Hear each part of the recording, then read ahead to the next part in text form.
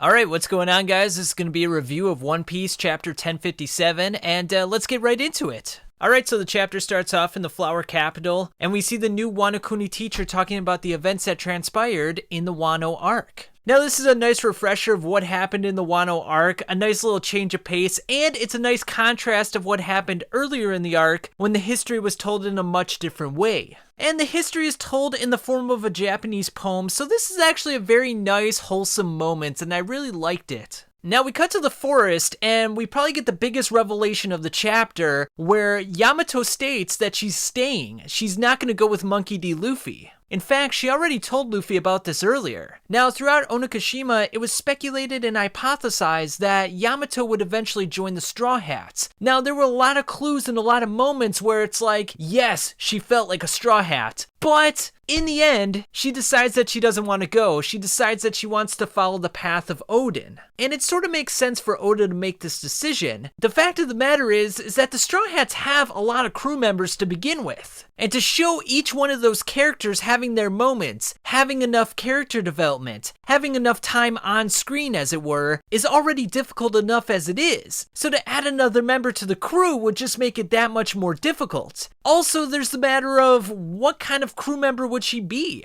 I mean, we have Sanji, he's a cook, Nami is the navigator, Chopper is the doctor, Usopp is the shipwright, Zoro is the first mate, and so on. But where exactly would Yamato fit in that fold? It's not exactly sure where she would fit in. I mean, would you just make up a position for her? I don't really know. Now, I know there's a lot of people that love Yamato. She has a lot of popularity and a lot of notoriety in the community, so it's a bit of a bummer for some people, but it is her decision, and for her, it's more important for her to live as Odin and stay in Wano and help out Momonosuke. So, quite the shocker in that regard, but there were people out there that believed that she was never going to join in the first place, so for some people it might be a shocker, for some people maybe not so much. Now, Momonosuke finding out that Luffy left, i.e. snubbed him, gets a little bit irked right here. I mean, why did Luffy just leave without saying farewell? And then we have a nice little montage of moments where Momonosuke has a flashback of the various interactions he had with Monkey D. Luffy, and this is really cool. A nice little refresher of what happened in the series, of all those pivotal moments that sort of shaped Momonosuke and made him the person that he is today. And it even goes as far back as chapter 685 when he first met Luffy, and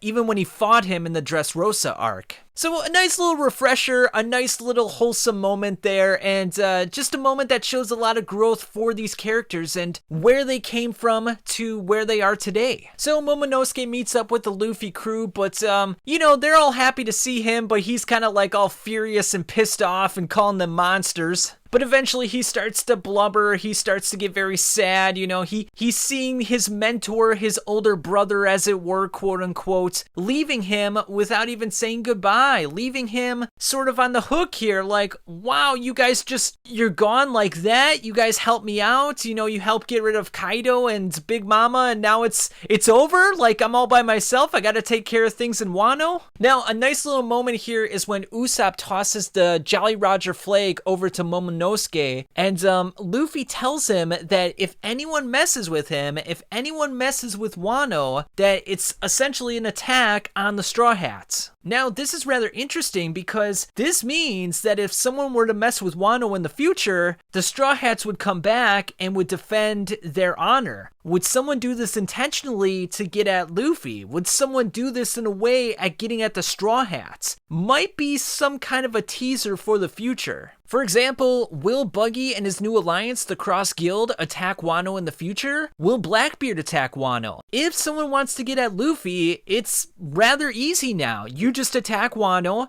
and he's gonna come back, and there you go, you got your battle. So that might be something to watch for in the future. Now, before the Straw Hats set out, Momonosuke says that he will surpass Odin one day, and now as the Straw Hats are getting ready to leave, Kid decides to mock them by saying that they're going to use the port because it's more quote-unquote safe. His exact words, perfect for you wusses. Unfortunately, Luffy and Law are a little bit irked by this. They don't want to be shown up. They don't want to be made out to be wusses. So they take the path of most resistance. Why not? And they proceed to all jump off of the waterfall. And then as they're going down the waterfall, realizing that maybe this was not the best idea in the world, as you see sweat beating down their face, we go back to the auditorium and the story talking about Wano and everything that happened. And the teacher talks about the fall of the Dragon King Kaido. And it's kind of an interesting little juxtaposition because Kaido and Big Mom were these fearsome foes, were these people that were larger than life, were invincible in a way, and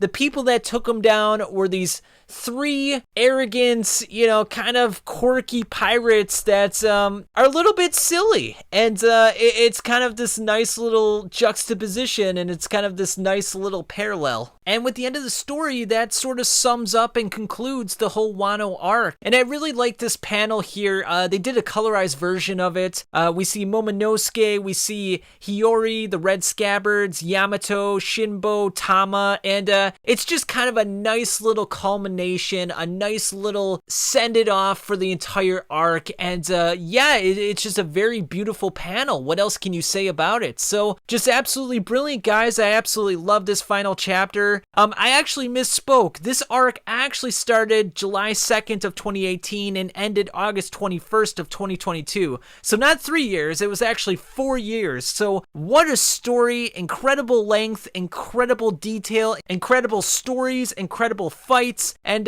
just what a way to send it off. I can't wait to see what happens next. And tell me what you guys thought of this chapter. Tell me what you thought of Yamato not joining the Straw Hats. And if you haven't, subscribe, and I'll catch you guys on the flip side.